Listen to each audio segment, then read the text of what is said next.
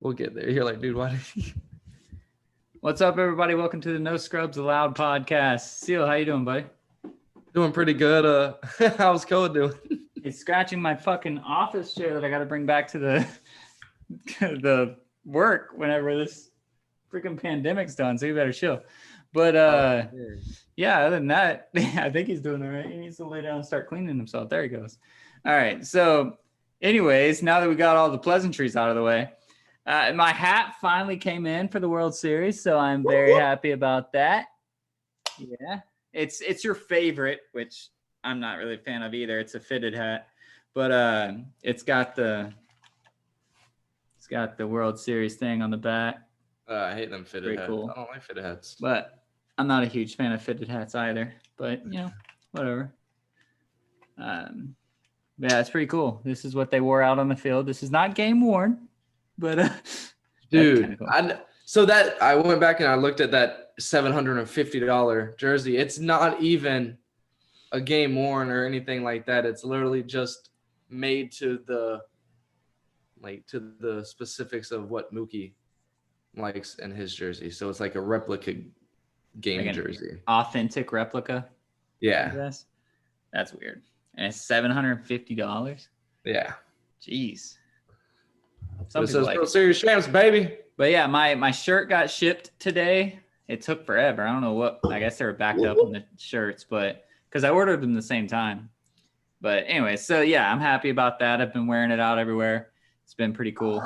So now I have the blue one and then this one as well, which is nice. So there is a little bit of baseball news though we can talk about. But first, I want to keep up the tradition of doing a shout out at the beginning of this pod because these people are deserving of it. And I think we're just going to switch it to do this, at least for one major shout out. And this guy really deserves it. His name is Chris Nikic, I think. Nikic. Nikic. But anyways, and his dad's name is Nick, which is even worse, like Nick Nikic. But anyways, he is a 21-year-old kid. I'm saying kid. Some people might think 21 is not a kid, but I still think that's pretty kiddie. But anyways, he made history as being the first person ever with Down syndrome to complete an Ironman triathlon. Now, if you don't know what an Ironman triathlon is, it is a 2.4-mile swim followed by a 112-mile bike ride, followed by a 26.2-mile, so a marathon run. And you have to do it in less than 17 hours or you don't complete it. So he did it in 16 hours and 46 minutes. And I wanted to give a shout out to this man, Down syndrome or not. That's freaking crazy. He'll be in the books because he's the first with Down syndrome, but I respect anybody that can do those Ironman things. It's crazy. Yeah, dude, it's amazing. And it really tells you, yeah, you can really do anything. It doesn't matter what card you've been dealt. If you put your mind to it and you give it your all, it can happen. I'm not saying that 100% is going to happen, but if you give it your all, shit, anything literally can happen. Like he's the first. The Ironman's been going on for a long time, but he's probably the first one. He probably has a bigger heart than any motherfucker that did it. Yeah, has done it in a long time. But just the fact that he has Down syndrome, the cards weren't dealt the right way for him, but he could still do a marathon. I don't think we did the Kobe. We tried to do 2 miles. Dude, it was horrible. 12-mile bike ride? Absolutely not. And no, and then you only have 17 hours. If I could break it up and spend a couple of days doing everything here and there and kind of do a checklist. If I had 17 hours to do each one, maybe. Yeah, I might be able to get it done in a year. Just doing it, adding it up. Oh, yeah, for sure. But that's absolutely amazing, and it speaks volumes, and it's a good story. Good life lesson for the kiddos. For sure. And this kid shows you that like where his mindset was. He really does have the Mamba mentality, the Jordan mentality, those type of things. He was interviewed afterwards and he said, Ironman, goal set and achieved. Now it's time to set a new goal for 2021.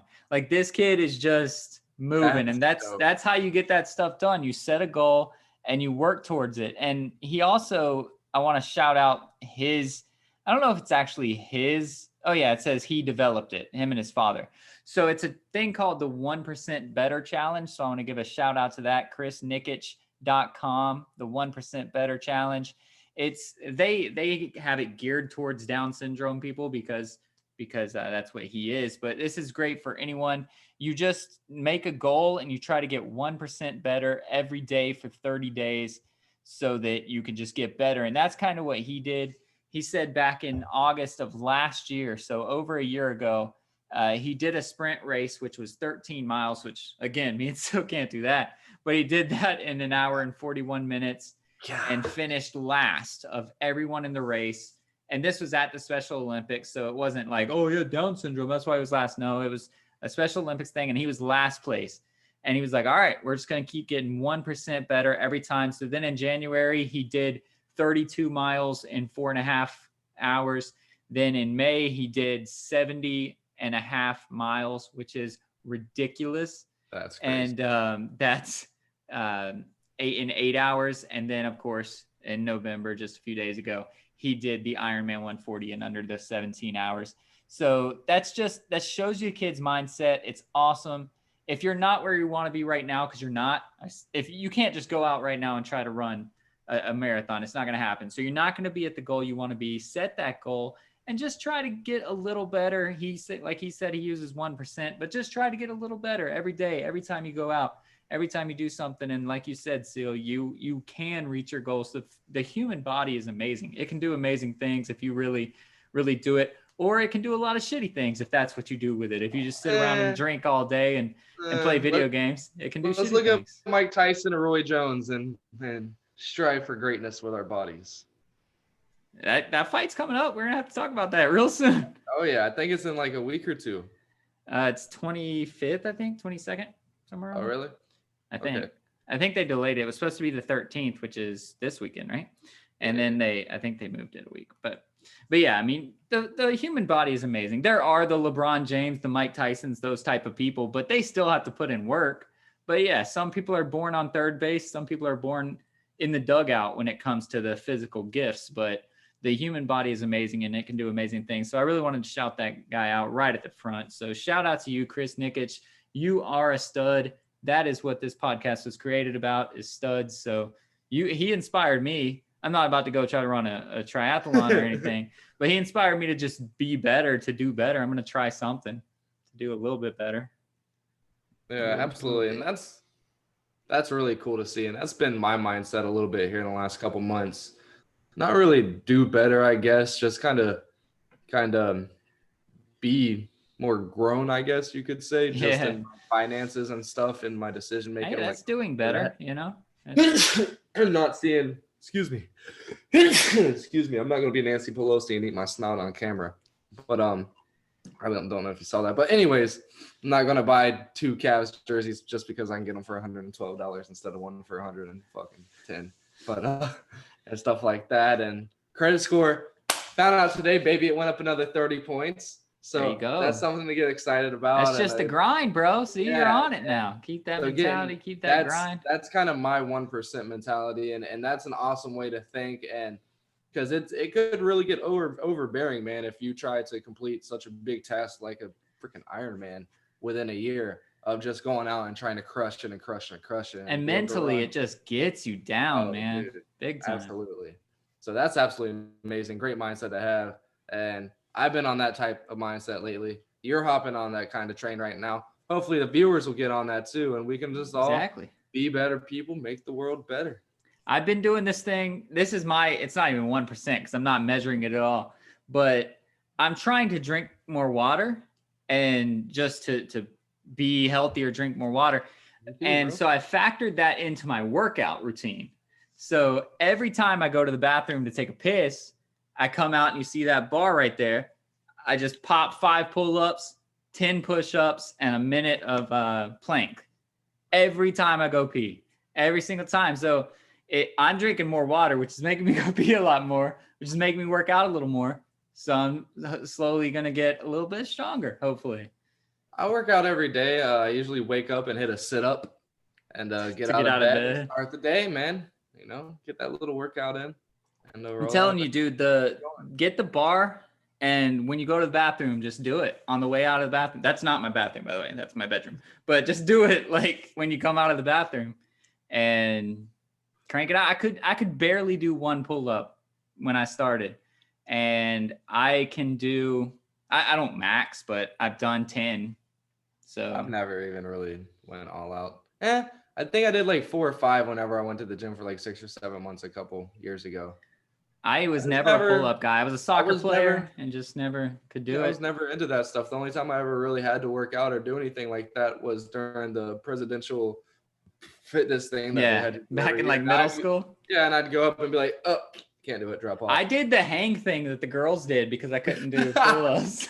They tried to make me do it. I'm like, no, I'm not doing it. I did the hang thing. They were like, you can't do 2 pull-ups. And I was like, well, first of all, 2 pull-ups is fail. And they were like, yeah, but it's at least a grade we can give you. I was like, nah, I can't do 2. So they let me do the where you just kind of hang. Yeah. But yeah, I'm getting better at it, man. I can do a few pull-ups now. So there are days that I've been like, fuck this, I'm not drinking water today because I didn't want to do it. I've been killing water a lot lately.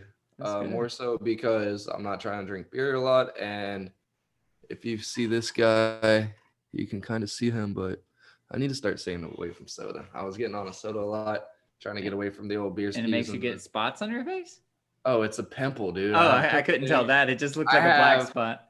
I have one right up here on my back and one over. Gross, dude, it's gross as hell, man. At least it's not everywhere like when I was in high school being a pizza face and shit. But yeah, so I've been on water. We got a 24 pack like 3 days ago, and it's time to get another one. Nice. I got one of those Brita filter things. I just refill it like every day and just go at it. But anyways, now let's go to the sports and let's talk a little bit about baseball again, because we're not really going to talk about all the awards and all that crap. We don't care that much. It was a weird season, but Mookie Betts did do the only stuff that the Dodgers have done this award season, which is kind of crazy because, of course, we won the World Series. We have all these stud players, but only one guy came away with awards, and he got the Silver Slugger and the Gold Glove for this year. And he's going to be he's a finalist for the MVP. He's not going to be the MVP. I'm pretty sure Freddie Freeman's going to win that. But he was able to come away with a Silver Slugger, his 4th Silver Slugger, and a Gold Glove, which is probably like his 5th or 6th Gold Glove, maybe even more. He's probably gotten a Gold Glove like every year he's been in the league. You think he earned it in the World Series? No, I don't. I think those things are voted before that. I don't know though, but no, he's a Gold Glover pretty much all the time, I think. Oh yeah, he's absolutely amazing. It's weird that Bellinger didn't get it, but Ronald Acuna did, and he's very, very much worthy as well. So props to him. Did you see that Belly quote? Oh yeah, I sent it to you. The being high quote? Yeah, he's like, I've looked like this since I was in Little Leagues and I wasn't 12. But he's definitely high. We're me and Jake have come to the conclusion he's definitely high. Even in his quote, he said, I'm not high during games. So he's high before games and after games, and it's just kind of a carryover during the game. But nah, I mean, he lives in California. He can do whatever he wants. But I'm sure he's partaken in the plants a little bit. He's like, I'm not going anywhere. Nah, I mean, everything's legal now, pretty much. So we're not political on this, but every single state that had weed as one of their propositions all voted yes. So every single one of them passed it, whether it be decriminalization, making it recreational, or whatever. Every single one of those passed. Even the Oregon, you can do whatever the fuck you want law passed. Dude, did you? Yeah, that dumb shit.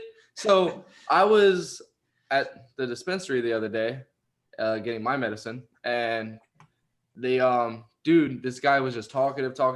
When I finally got to the back, he was talkative with his cashier. My cashier was kind of looking over. I was like, you should have heard him in the lobby. But this guy sat down in front of me. There was a gentleman sitting next to him, and he was like, hey man, you hear about Oregon? And he was like, oh yeah, I have a Bulbasaur that's about to whatever, go into whatever. And the guy was like, no, you didn't hear me right. Did you hear about Oregon, the state? And he was like, no, what's up? He's like, heroin's legal. I was like, what? It's still illegal. It's decriminalized to where they're not going to put you in jail for the rest of your life, which is awesome because, or in my opinion, it's awesome.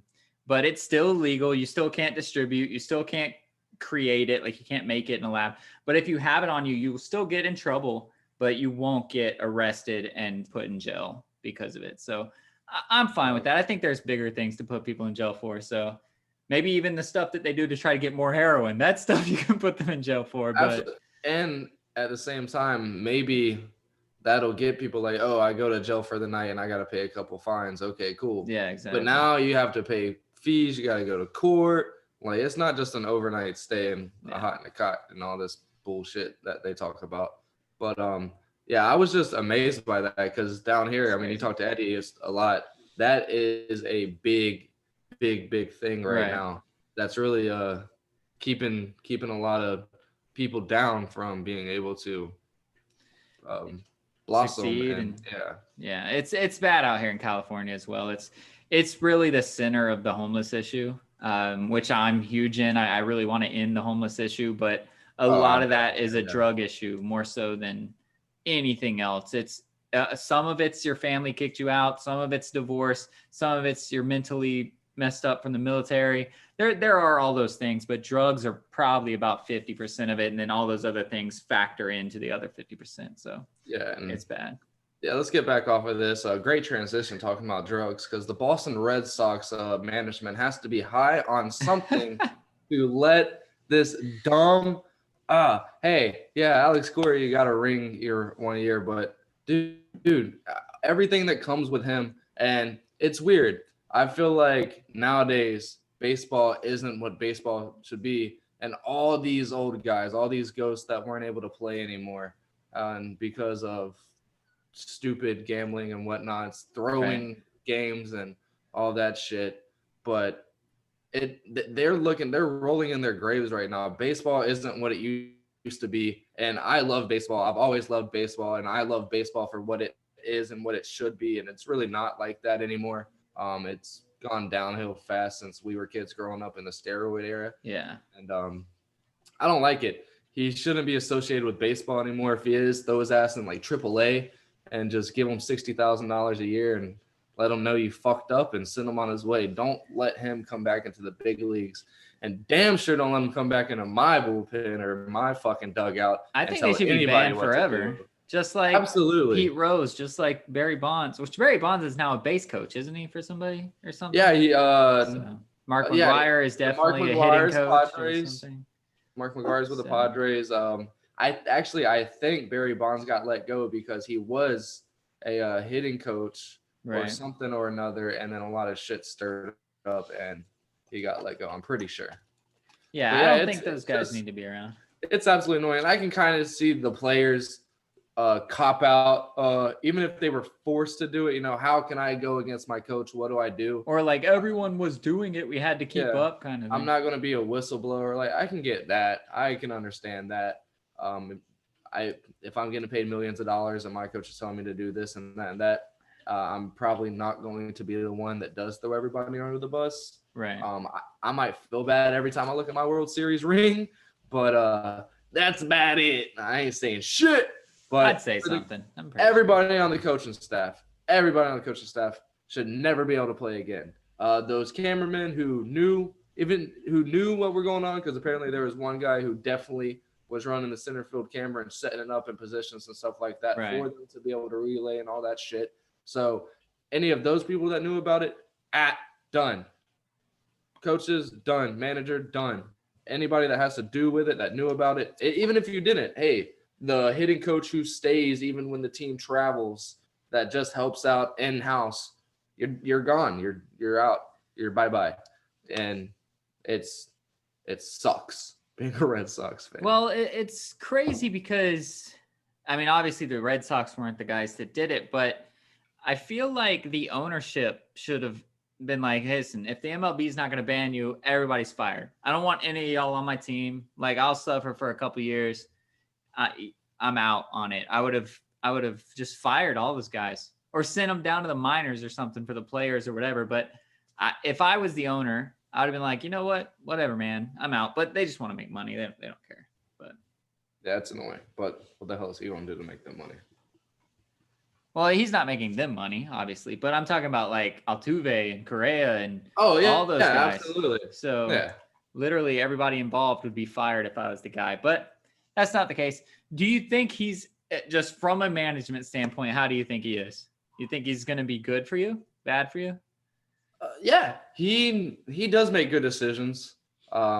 Whenever we went on our run, a lot of it was our aces and him being able to pull at the right time. I mean, having Sell dime the way he did. Did you hear from Sell this year? Me neither. No. Dime the way he did and go on the run he did was absolutely amazing. And then just the rotations he were putting out, and Rafael Devers coming out, and the lead in getting lead off for Rafael to come out, and just the way he was handling the rotations and all that stuff. Like, he's a smart guy. Some of the shit he did, I was like, what the fuck's going on? Like, Rafael, I think, was 21 years old. Yeah. Just got called up like 3 months before the playoffs and all this stuff. And forget who he pulled out for. But I was not happy about it.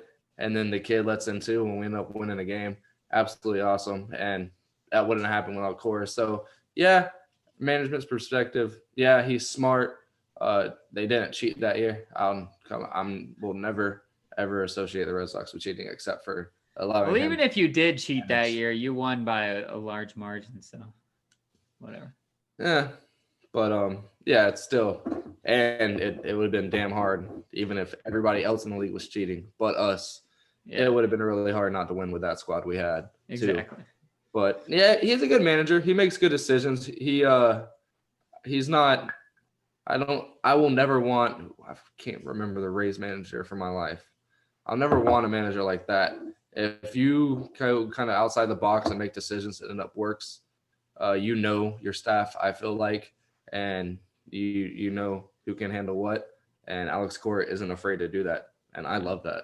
Well, we are stuck with Dave Roberts until he decides to retire now, because he officially got us the World Series, and he was not the worst manager in the World Series. Kevin Cash, the Rays manager, he got that claim. We didn't really talk about it much, but I mean, he pulled your boy Blake Snell when he was just killing it, and you saw the aftermath of that. I mean, that had to factor in regardless. I mean, they lost, but Blake Snell was mad.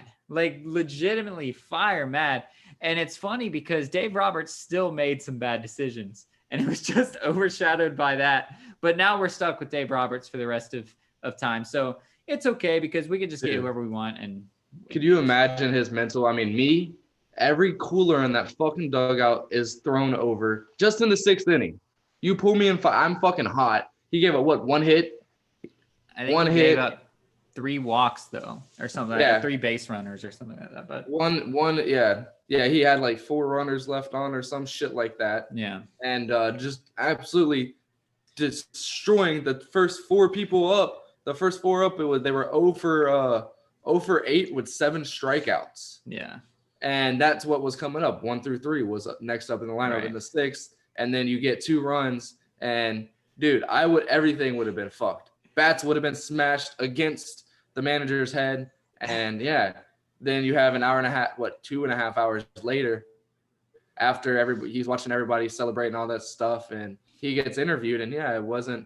I appreciate the hell out of him. I think Kevin Cash appreciated him as well, actually, but yeah, that was crazy, but that was a long time ago. We don't care about that, but hey, we're stuck with Dave Roberts now for the rest of the time. Hopefully we're not stuck with Kenley Jansen. If there is a market out there at all for Kenley Jansen, get rid of him yesterday. That'd be awesome. I don't know that we will, but at least move him out of that closer role. Go find a closer. What they're going to do is they're going to get Trevor Bauer or Francisco Lindor or something stupid. Which neither of those are stupid, but we need a closer, because the talk right now is that we would get Francisco Lindor and move Corey Seager to third base, which would be fun. It'd be cool, but we don't need that. We don't need that. Justin Turner will be fine for another year. I don't see why they'd do that. We need a closer. We need to go find someone. There's probably some out there on the market, so we need to do that. But the last baseball, we've talked about baseball for a while now. So wait. What's up, Stu? Go off of baseball? After the Tony La Russa story. Oh, wait, no. I want to talk about the Dodgers real quick. Okay. So, big old JT is up for free agency now. Right. And all this stuff. So, do you feel like the way he came out and Dave went up to him and told him, you're good, you don't have to wear the mask and all this stuff, do you think he's going to be a Dodger for life? You had some. No, I don't think he's going to be a Dodger for life either way, though. I don't think that mattered. honestly. Like he's the greatest that we've had at this point in time as far as postseason is concerned and stuff. But most of it's just longevity. And they play more games now. But statistically, he was the best. If we keep Corey Seager will pass him in all of those numbers. But that is what they're talking about. They're talking about grabbing a shortstop and moving Corey Seager to third base. And if that's the case, then JT is either going to just be a utility guy, just on the bench like Edwin Rios was for us this year, or he's going to go play at another club. That's the two options we're going to give him. So, yeah, when I heard you talking about that. Yeah. And I really hope we don't, but because they're smart businessmen and they're going to do the right move, we're going to get rid of Kike Hernandez.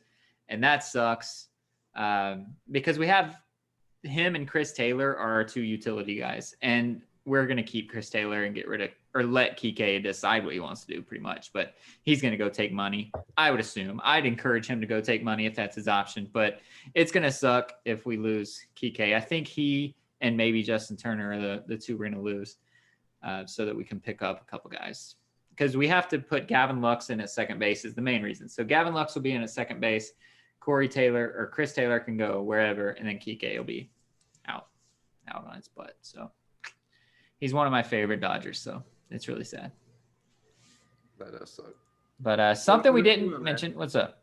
We all go through it. I know. Hey, favorite players have to leave. And I'll wish him well wherever he goes, So he's a fun guy. I love watching him. I still like when Yasiel Puig does stuff, and I wasn't even the biggest fan of him. He's just fun to watch. So, did he even play this season?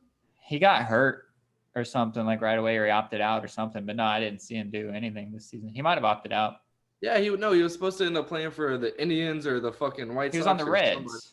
He was supposed to. He was supposed to end up. He got picked up, maybe the Orioles or some shit, and he ended up getting COVID. So they were like, "Oh yeah, nope." Like, and they retracted. They didn't say, "Oh, get better and come see us." No, they retracted their contract with him. Oh, that's right. I did remember seeing that.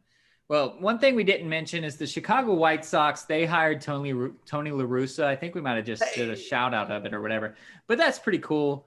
He's old. I don't really know what it means for the team. That's kind of crazy. But, I mean, I guess old managers can still be managers. But the game has changed so much. But then just this evening, so Sunday, or what day is it? Monday night, he just got charged with a DUI that actually came from an arrest he had in February. So I guess it took them a while to figure that out. I don't really know what that means. Stupid PD. But he basically hit and run his own car. So he ran his car into a curb and it started smoking and going crazy. And he just like took a lift home or something. I don't know, but he wasn't there. So then they had to, I guess, do the investigation and stuff. And he just got a DUI. So he's 76 years old. He's a new manager for the White Sox.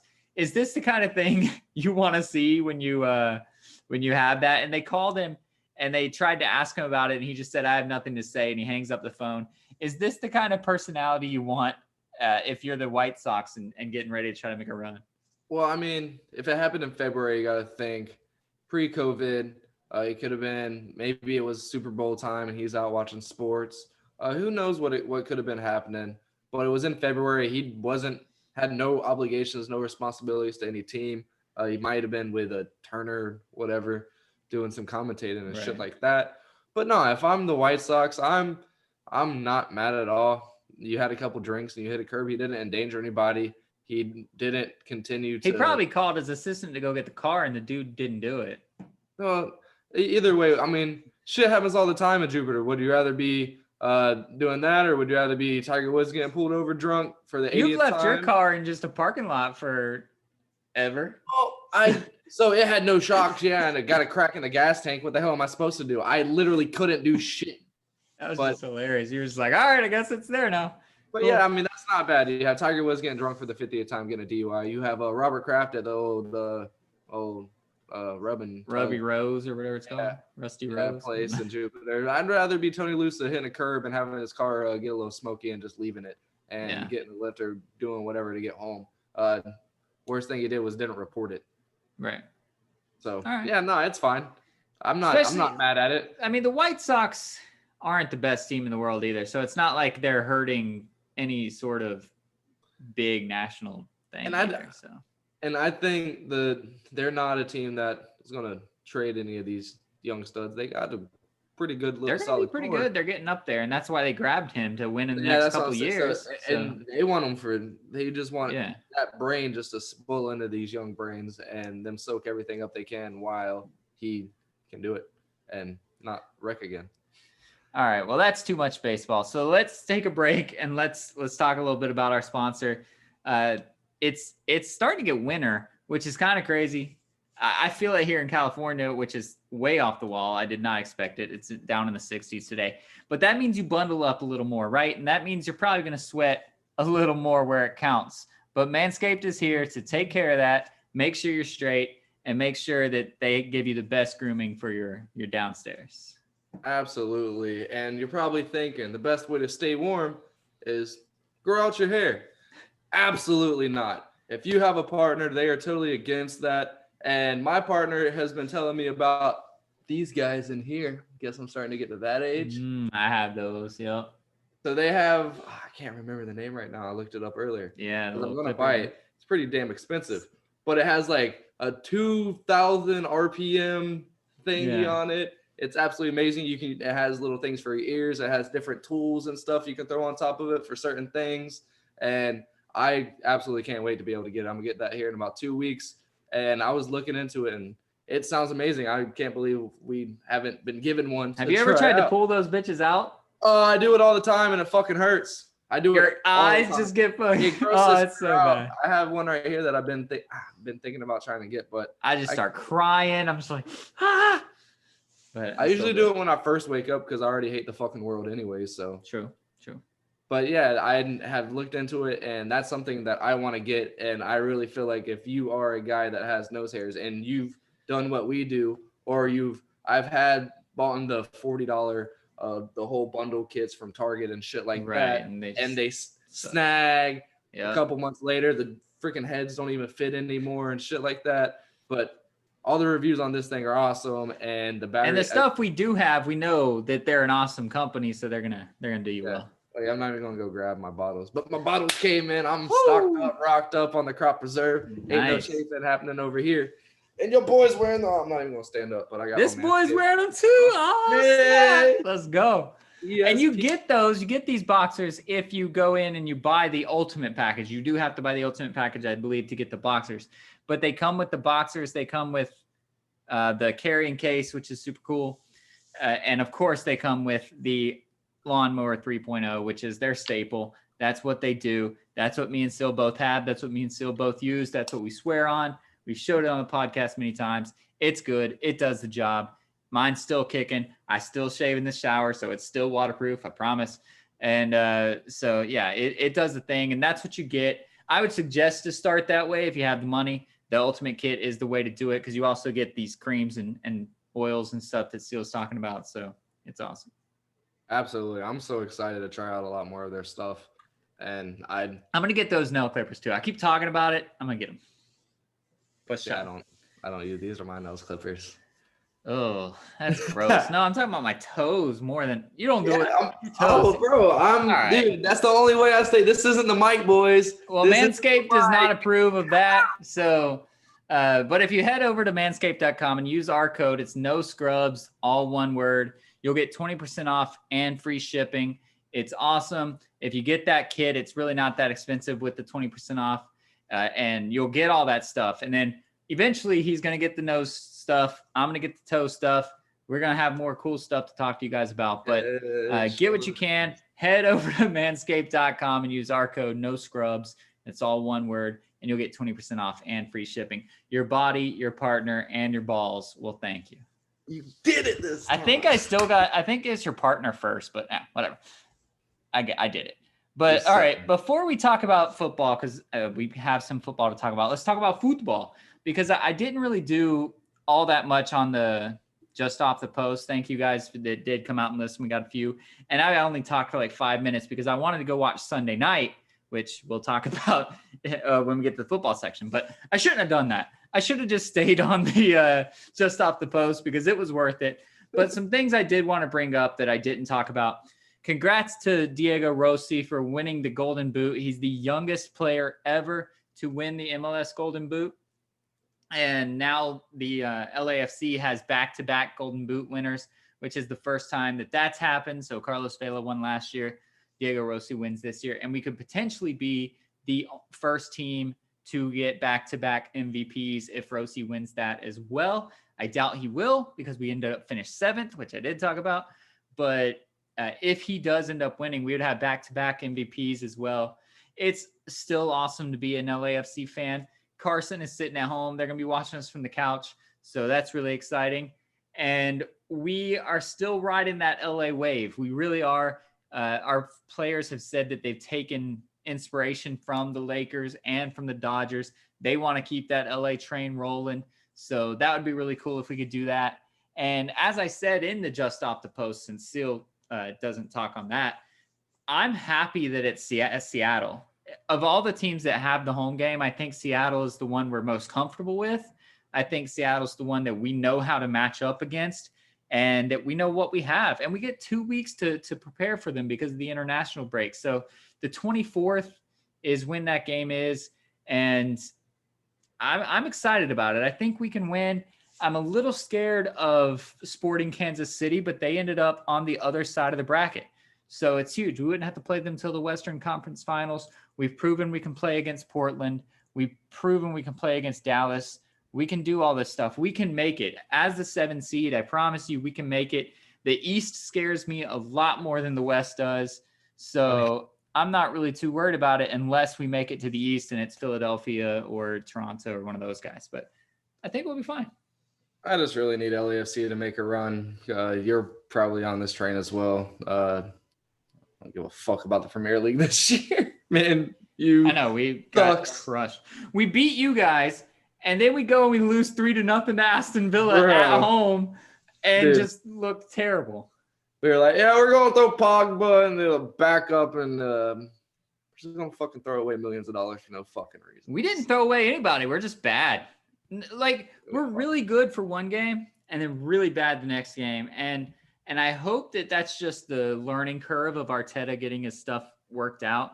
But he's, just to talk about a smidge, he's gotten to where he starts Aubameyang, who won the Golden Boot or tied for the Golden Boot last year.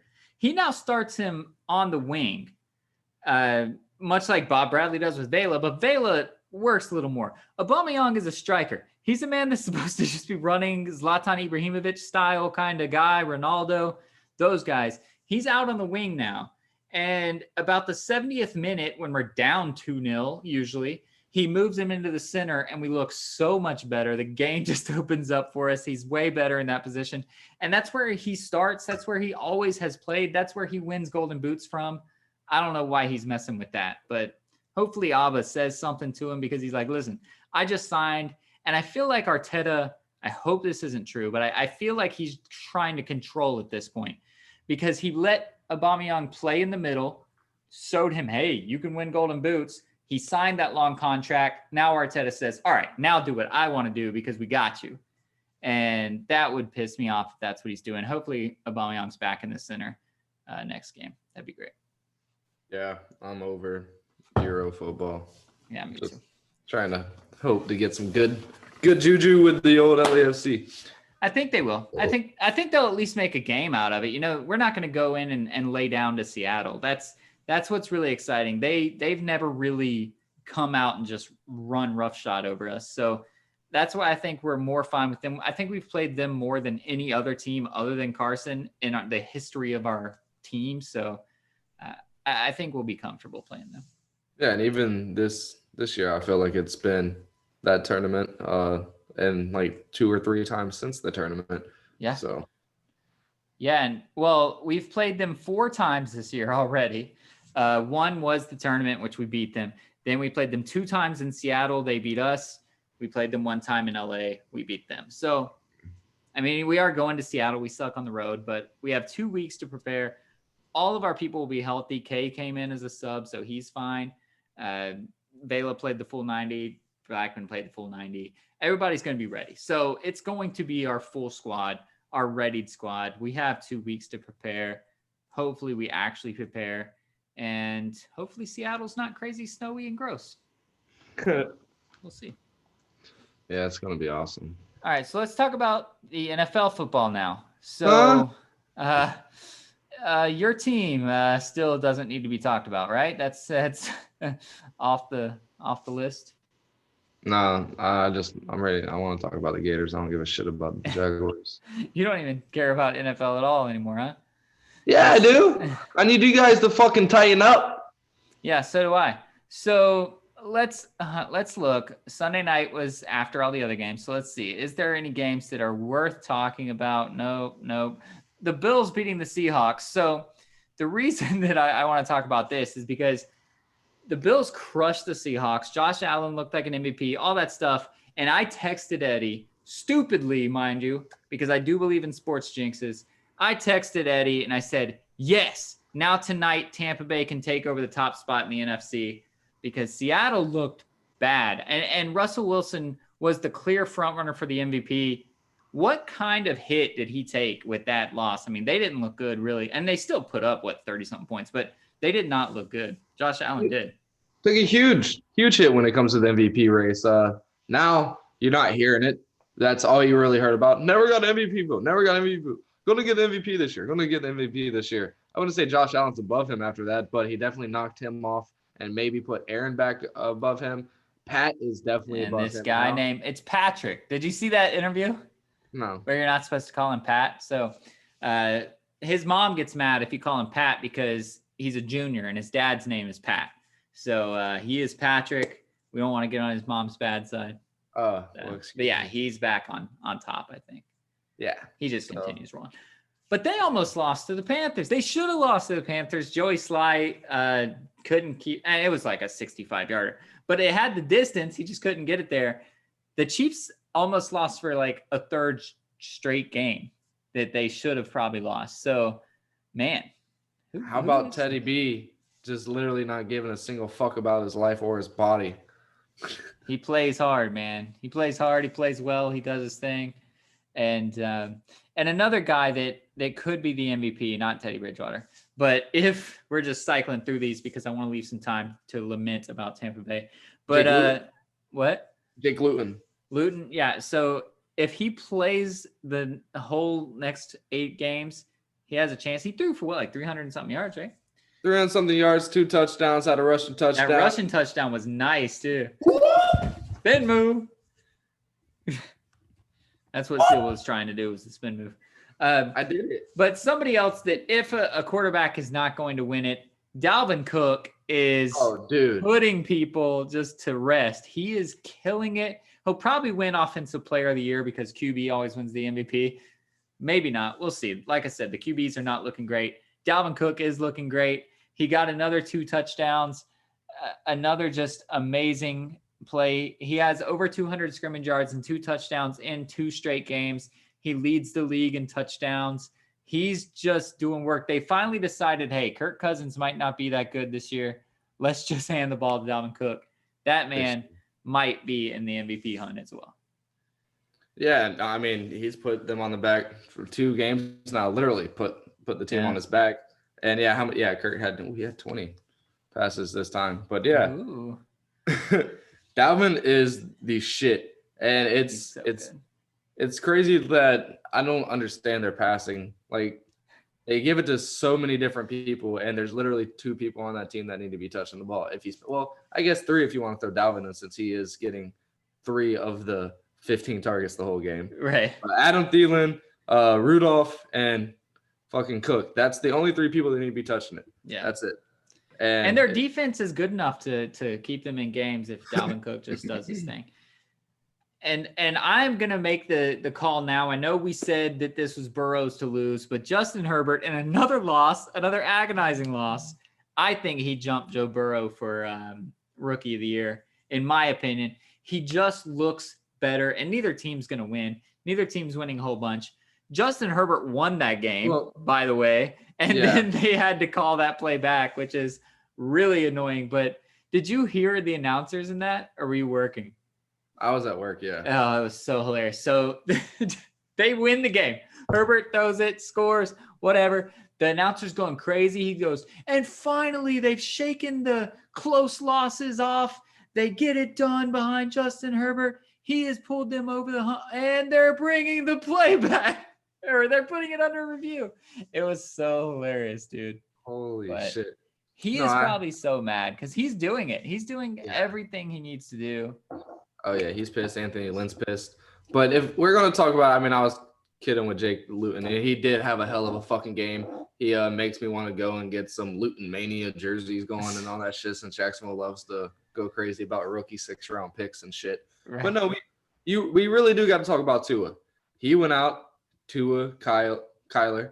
They have some history together. First time playing each other in the NFL, second time playing each other at all. And Tua looked good. And what happened in that first matchup, that college matchup? Tua won because he played for Alabama. Yeah, but I don't think he did much, right? I think Kyler had a better game. I don't fucking know. I don't remember either. I know that Alabama won because Alabama always wins, unless they're playing Clemson. But yeah, I have no idea what happened, but he looked great and he made great decisions, and it doesn't look like he's going to have one of those wake the fuck up and get down. He's pretty smart when he runs the ball, and he gets out quick. He throws that ball quick, and he's diamond. Great anticipation. They were breaking it down earlier. One of his throws to Devontae, and he was a good 8 steps in front when he started throwing that ball, and Devontae finished his route and got to it a good 8 steps beforehand. And his improvement from last week to this week is huge. Last week, they needed the defense to win. He played okay. He played like a rookie. This week, he didn't. They needed him to win, or else Arizona was going to win that. They also needed Cliff Kingsbury to not be the greatest coach in the world. But he came through, and he had a great game. Kyler had a great game as well. It wasn't anything that he could do, but no, it was a really good game. It was just pretty much came down to who had the ball at the end, and Arizona did, I believe. They just couldn't get it done. But so let's talk about it. Let's talk about a not great game just for a little while to get your mind off of your bad team, because we've talked about your bad team giving people free wins. Let's talk about the Bucks. What the hell happened? This is our Super Bowl pick. I was starting to feel really good about this thing. Same. And I was watching at the beginning. We were down 7-0. I turned it off to do the podcast. I turned it back on. It was already 14-0. So I missed that second touchdown, but I was just like, what in the world? And then it just kept unraveling. When I saw 14-0, I was like, all right, Brady's going to figure it out. He's going to do his thing. He had 3 interceptions. Now, the third interception, which they're calling his like worst interception of all time, and all this, dude, he was punting it. It was 4th down. He just chucked it, hoping his guy could catch it. If they intercept it, it's a punt, dude. The defender should have dropped it in the first place.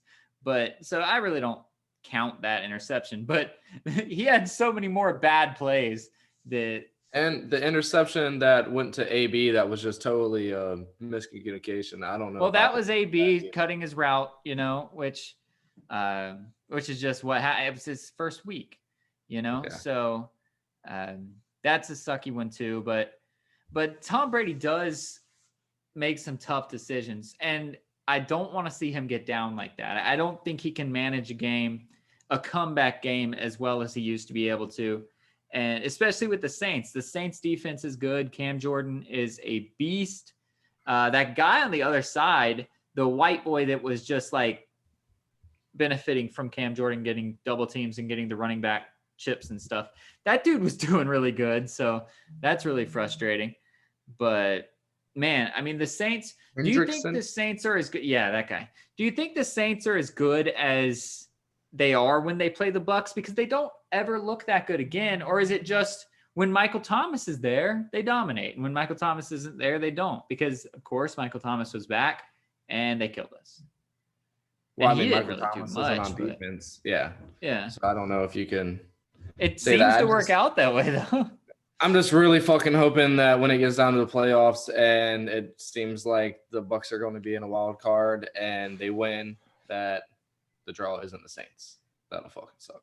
Hopefully, Eddie gave me a little bit of encouragement. He said that the Saints always choke in the playoffs, or the refs will choke them, or something will happen. So as long as you just make sure they get out of it before we play them.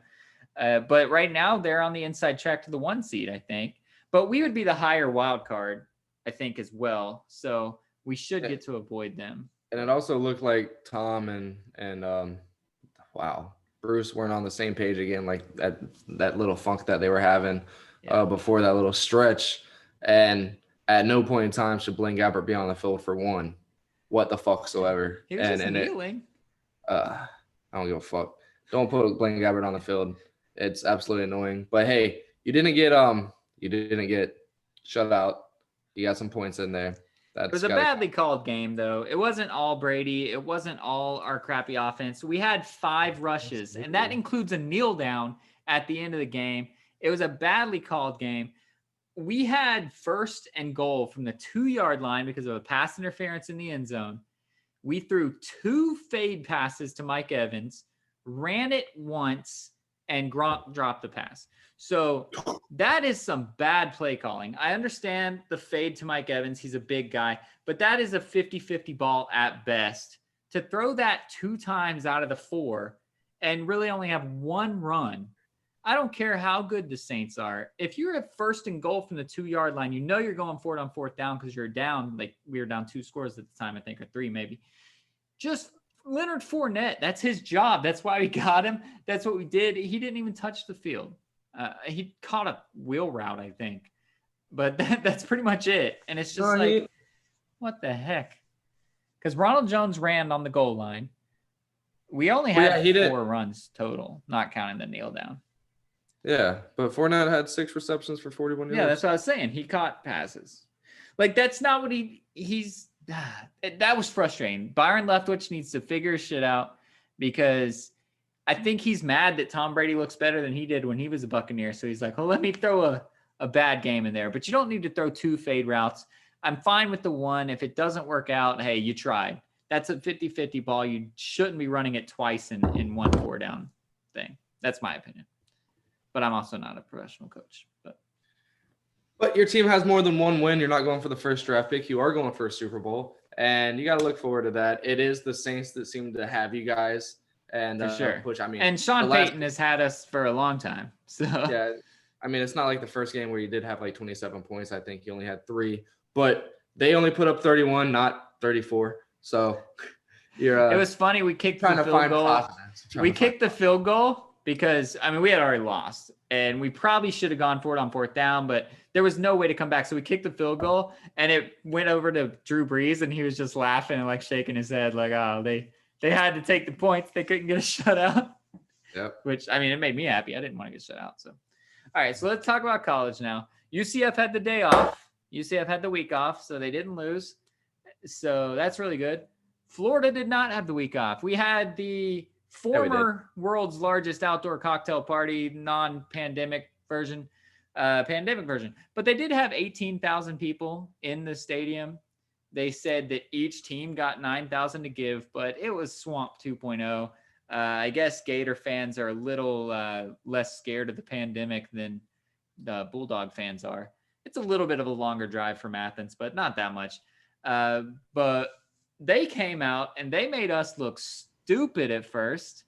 Oh, yeah. Do you want to take your shot first before you talk about our stupidity, or do you want to take it when we get to the good parts of Florida? I don't give a fuck. We won. So Georgia came out and ran a 75-yard run right up, well, out to the left, but right under our nose. Nobody even touched that guy, really. Yeah. And I was like, okay, that's fine. It's just like Ohio State in the national championship when Ted Ginn ran that shit back and we were going to kill him. Totally fine. But then our first possession sucked, and they had another possession that they just went right down and scored. And it was 14-0 in, I think, 3.5 minutes. I was pretty scared, to be honest with you. But then the Heisman Trophy got to be the front runner now, right? Because Trevor Lawrence has missed 2 games now. It's got to be Kyle Trask. And he came out and he did his thing. And we'll talk about injuries in a minute, but it wasn't even just Kyle Pitts, who was a Heisman Trophy candidate of his own right, and he'll be back. It's just a concussion, I'm pretty sure. But he did catch 1 touchdown, but Trask was throwing it to everybody. It wasn't Tony. It wasn't. He hit all of these people, but it wasn't just Tony. It wasn't just Pitts. He was hitting everybody. Running backs. He was doing it all. The play after Pitts got knocked down and his was backup. out. He threw Gamble a touchdown pass. Yeah. After a 20-something yard touchdown, or no, a 40-something yard touchdown pass, and the kid, a great little stutter to the sideline, wheel her out, put it in the pocket. But yeah, Cal Trask, they were talking in the end of the first quarter how he's could be the first player in the SEC. Very storied, very storied when it comes to quarterbacks. Not really, but first quarterback in the SEC to have 4 consecutive 4-touchdown games. Yep. And they're like, the only other 2 that had it were Tua and Johnny Manziel. Yeah, so. Manziel. Yeah. But yeah, so that tells you a lot. But yeah, it was, and then he ended up shredding that. And dude, he just looks so calm and collected, even when he's getting fucking hosed. He makes great passes. He makes smart decisions. And it's funny, every Saturday on the Jaguars Facebook group board that I'm a part of, you keep seeing Kyle Trask shit. And you keep seeing people just dump him. But it's every single time this kid comes on, I was on this, said it a lot last season. I don't understand how the kid went all through high school as a backup, and now have you watched Miami? Derek King is a baller too. Yeah, that's how he went as a backup for 4 years. But yeah, but it's crazy. Dude's a baller himself, and it's fun to watch, man. Especially when it's Georgia, and I was nervous. I didn't think it was going to end up being one of those high-scoring games. I knew coming into the game, Georgia really didn't have a quarterback. Thank God they went with a backup who's way fucking worse than the starter they put out there. Or the third stringer that just won't play. JT Daniel is better than both of them. I watched him be really shitty at USC. He's better than both of those guys, I swear. I promise. Yeah, it was crazy, man. But yeah, when they let that other dude ride out and he was missing wide open dudes by the hurt guy or the bad guy? The bad guy. Oh, okay. Yeah. It was just awesome to watch. Absolutely awesome to see. And it helped out, and our defense really stepped up. Their points weren't really, the run back, the first play and stuff, that was completely on the defense. Lackadaisical, maybe kind of in the awe of being in Jacksonville and shit like that. But you can't let that happen. And they came back. What's our I can't think of his name right now. Defensive coordinator's name. Can't think of it. But he got I can think of is Brian Flores, and it's obviously not that. No, it's like Waltherman something. I don't fucking know. But he got the fucking he got the Gatorade shower after the game, and he called a hell of a game. Maybe if Georgia had a quarterback, it'd be a different story, and they probably would have put up another 14 points. But even if they did put up another 14 points, we probably could have came out and put up another fucking 21 on their bitch ass. Mullen was calling the perfect game too, and Trask really, he's great. Trask is good. He throws a good ball. He does everything, but he benefits from perfect play calling. Pretty much every play, every game so far, except for A&M, we have seen a perfect play. And even A&M, Trask played fine. Yeah, it wasn't his fault. It's just the play calling is perfect. And I don't know what it is that Dan Mullen has going for him or his offensive coordinator. I know that Mullen calls the plays, but they have a scheme set and it works. And it works. I don't know if it works for everybody, but it definitely works for Trask. When our running quarterback comes in, Emory, he doesn't look as good. But I just think it's because he's a package quarterback that they know he's going to try to run it half the time anyway. But he doesn't look as good as Trask does. it's far and away big difference. So yeah, man, I really hope Pitts is okay. We proved how many, let me look real quick. Well, Pitts got rocked. He got hit so even dude, and the kid, we were talking about it. You thought the kid was immediately dead, like unconscious. I thought he broke his neck. I legit thought he broke his neck. And whenever he just didn't know where he was, and he was kind of coming back, I thought the dude seized up. Like, that shit was brutal on both ends. Like, it was absolutely insane. Yeah.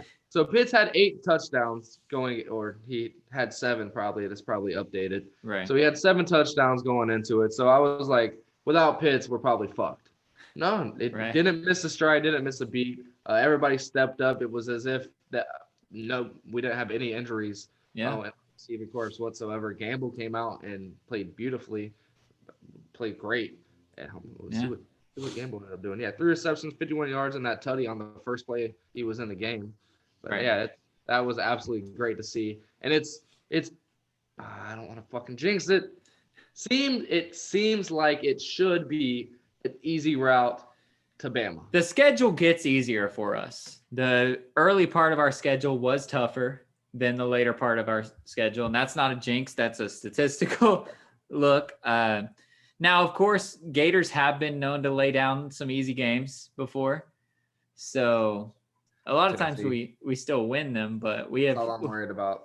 We have sat down on some easy games before. So I don't give a fuck about Arkansas or that bum ass quarterback they have. He looked really good the first week, and then he stopped looking good. I was ready for the clash of the quarterbacks, but he stopped looking good. Yeah, I'm worried about Tennessee. That's it. Now, is Texas A&M's loss Alabama, or do they still get to play Alabama? Because I know they have one loss. Because if they can beat Alabama, they only have one loss. There could legitimately be a rematch, unless that is their loss, is against Alabama. I'm not sure. And of course, I'm not able to. Oh, Texas A&M right there. First click, baby. Yeah, I can't. Yes. So their loss was Alabama. So never mind. So they would need Alabama to lose twice. That's not going to happen. So yeah. So the West is going to be won by Alabama, but let's make sure nobody else. Yeah, because Auburn has 2 losses already as well. So yeah. So this shit's crazy, man. The West. We beat Georgia. Ohio State gets in, right? As long as COVID doesn't catch them. Yeah. And they dominated. I mean, it was Rutgers, but they dominated. They looked like the best team. Michigan looks like they suck now. I don't even know who else would be challenged. Penn State already lost to them. Bama. Who the fuck did I just say? Ohio State. Notre Dame, because see, that's what. So Notre Dame, even though they beat Clemson, but what if they're gonna have to play again in the ACC championship game? Yeah, unless Miami makes it. Miami still has played Notre Dame, right? I believe so. Because they only lost to Clemson. So I didn't even think about the championship game. I'm just was wondering if we do beat Bama, is there room for us in the playoffs? Because Bama's still going to get in. The SEC champ is getting in. If we beat Bama, we're getting in. We'll both get in. And Cincinnati will be there going, what happened? Let's fucking go. And then UCF fans will all be like, yep, that's what happened, buddy. Sorry. Yeah. The other team to look at is Oregon. Oregon, the Pac-12 started this week. Oregon dominated Stanford. They are really the only good team in the Pac-12. I think USC is ranked, but they're always ranked. They could just not field a team and they'd be like, oh, they're 23rd. It's fine. So I think Oregon's the only team, and they're low right now, but as they continue winning, they'll move up as well. So. For sure. Talk about a team that continues winning. We talked about them last week, but I want to know, how the fuck did Liberty play Virginia Tech? Is Virginia Tech not in the ACC anymore? They are. How is Liberty playing? They're crosstown rivals, or sort of. Oh yeah, Virginia. So that's why they get them on the. So they were able to not do an all ACC. That's cool. So yeah, well, Liberty's independent, so they might be playing ACC like Notre Dame is this, because Liberty's an independent. They're like BYU. They schedule whoever they want. Okay. Yeah, that's how they got it. They beat Virginia Tech. It was a close game. That was a crazy game, dude. The ending. Did you see the ending? Yeah. That was nuts because they lost, and then they won, and then it was like, what? Dude, hey, it's in God's hands. They're good. They look good. Georgia Southern looks good. Neither one of them are going to do anything.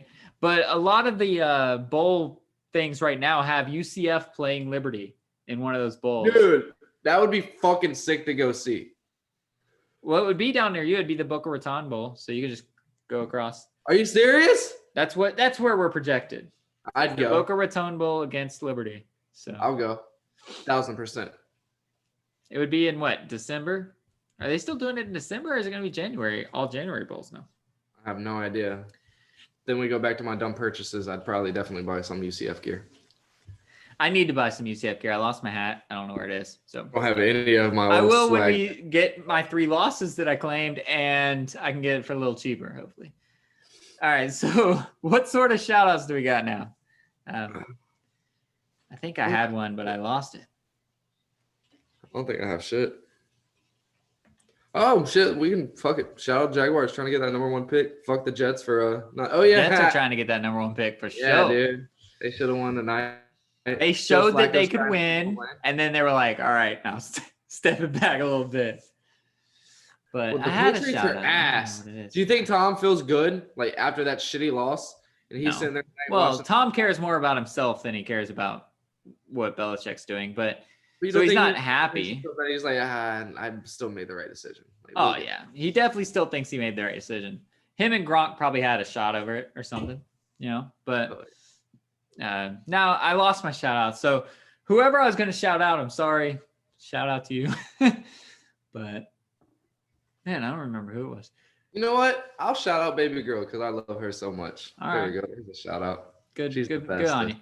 I'm shouting out nobody because I don't love you that much. Actually, shout out America because fucking pretty much a lot of people came out to vote. Oh yeah, for sure. That's historical numbers. It was tremendous.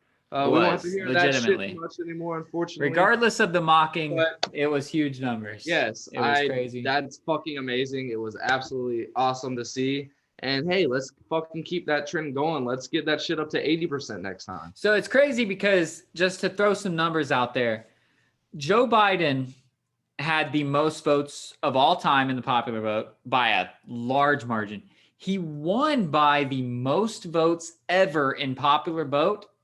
And still, Donald Trump had the second most ever votes in the popular vote. That shows you just how many votes it was.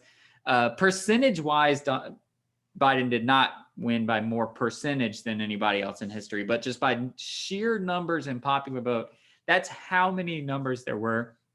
So I'm with you, man. Shout out to all those people. And somebody that I wanted to shout out in particular, talk for a little bit. I actually want to look up her name because it is worth it. It's not sports related, but. All right, yeah, no, whenever I heard all of that stuff, I was really proud. No matter what ended up happening at the end of the day, I couldn't really get too mad because what are you going to do? You can't really control that kind of shit. All you really can do is, like we said last week, vote. And I was absolutely blown away by the numbers, and it really made me proud to be an American. We came such a fucking long way from 2012 when it seemed like nobody was voting under the age of 35, and we've came a fucking long way. And that's literally what I feel like the difference was. I mean, we won't know those numbers for a while, right, the age groups and all that shit. But I feel like the people over 35 have been voting and have been the ones to vote for the last 4 or 5 elections. So that extra millions and millions and millions of people that voted, that was us. That's our generation's. And fucking shout out to you guys. And it was minority people that don't vote a whole lot of times. It was stuff like that. But what I wanted to shout out was Stacey Abrams, who was a gubernatorial candidate in Atlanta, I believe, or no, Vegas. Back in the day, she's not anymore. She's now just an advocate for voting. And she has this, oh yeah, it is in Georgia. Okay. She lost the race 2 years ago in the mid things.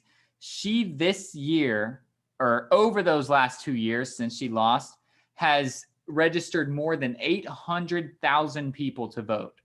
Just what she has started her company or whatever it is. I'm sorry I couldn't find it real quick in the thing, but she and her push that she's doing has registered over 800,000 people to vote in this election. So a lot of that new stuff.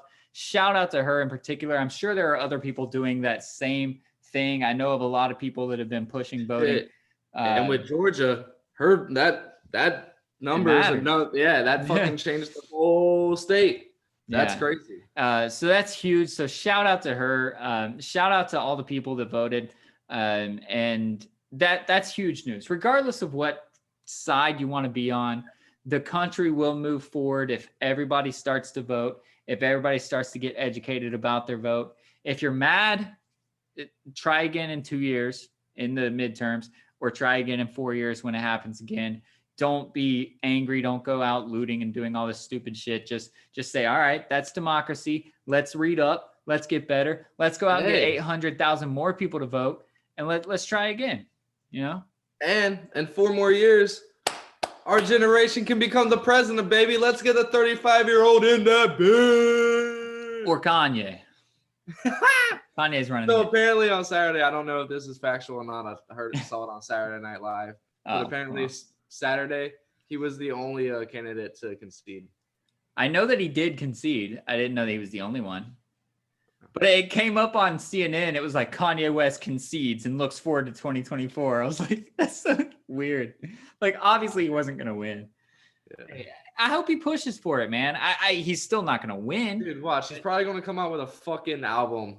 It's called Presidential Election. Hey, I hope he does real shit about it. I hope he really pushes forward and tries to do that.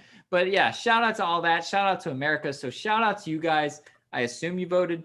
If you didn't, I'm not talking to you. Not you, the listeners. Oh. If you didn't vote, I'm not talking to you. Get educated. Try to vote next time. But those that did vote, hey, props to you guys. Do your thing. You did your thing. You'll do it again. The vote continues. We live in a democracy for a reason. And as always, be a stud, not a scrub.